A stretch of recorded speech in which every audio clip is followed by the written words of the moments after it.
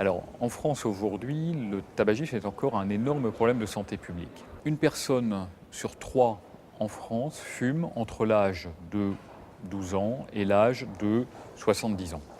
Et on peut considérer qu'entre 18 et 25 ans, à peu près la moitié de la population française fume. Pour Raphaël, les patchs à la nicotine ont été la solution. 6 mois qu'il n'a plus retouché à une cigarette, ce substitut de moins en moins dosé au fil des jours joue parfaitement les remplaçants. Comme Raphaël, Julien s'est fait conseiller par un tabacologue pour arrêter de fumer. Son rituel préféré, celui de téléphoner en fumant, n'a presque pas changé, mais il utilise désormais la cigarette électronique, la méthode la plus simple selon lui pour décrocher. La cigarette électronique, il y a encore des problèmes. Il faut absolument qu'il y ait une norme qui soit faite pour ces cigarettes électroniques. Mais dès maintenant, on peut l'affirmer de façon certaine, pour les fumeurs, passer à la cigarette électronique, c'est la meilleure chose. La cigarette électronique, toujours mieux que la vraie, à condition de la considérer comme un moyen d'arrêter le tabac et non pas simplement de réduire sa consommation. Pour Annie, l'arrêt a été bien plus radical. Elle a fumé 2 paquets par jour pendant 37 ans. Impossible de retrouver une photo d'elle sans cigarette dans ses albums. Et pourtant, en une séance d'hypnose, elle a tout arrêté il y a 6 mois. Je suis sortie, j'ai laissé mon paquet et je n'ai plus envie, même truc, je ne sais même pas l'analyser. Et même quand je pense à une cigarette, c'est quelque chose de très désagréable, comme s'il m'avait enlevé du disque dur la cigarette. C'est un truc, pour moi, incroyable. Alors l'auriculothérapie, c'est le sevrage d'un ami grâce à cette technique qui leur a donné envie de tenter l'expérience. Des études hospitalières ont été réalisées il y a plusieurs années. Elles ont montré un taux de réussite de 72% à 6 mois. La technique, développée par un médecin suite à un séjour dans des hôpitaux chinois, est quasiment indolore. Vous voulez lui tenir la main? Après anesthésie locale, le médecin pose dans l'oreille droite d'un droitier ou gauche d'un gaucher un fil. Le fil agit sur les récepteurs de nicotine et coupe tout manque. Le chiffre du jour, c'est celui de la nouvelle augmentation des tarifs du tabac.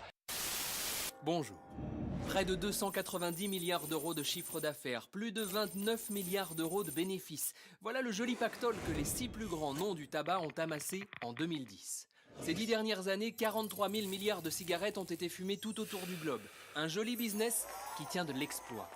Avec près de 6 millions de morts dans le monde en 2012, 700 000 rien qu'en Europe, le tabac tue chaque année plus de personnes que le paludisme, le sida et les guerres réunies.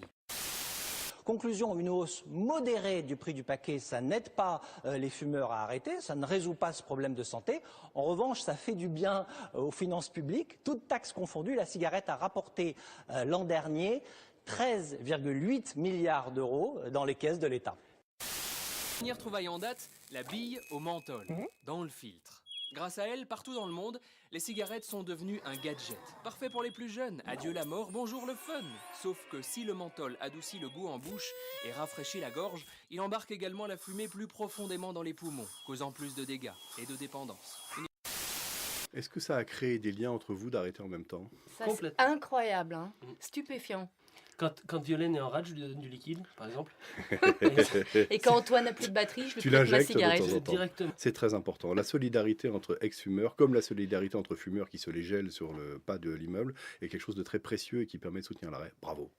Bravo, Merci. Antoine, bravo Violaine. Bravo. Allez, on y va. En novembre, on arrête ensemble, c'est une opération inédite en France. C'est la première fois qu'on lance ça. Donc c'est une opération qui est organisée au plan national par Santé publique France et puis par le ministère des Affaires sociales et de la Santé. Et c'est une opération qui a inspiré de ce qui s'est passé au Royaume-Uni en 2012. Donc eux, c'était le mois d'octobre. Ça s'appelait Stoptober. Donc on arrête en octobre. Et en 2012, ils ont lancé une opération de grande envergure pour créer un élan collectif pour que les fumeurs qui avaient envie d'essayer d'arrêter ne se sentent pas seuls.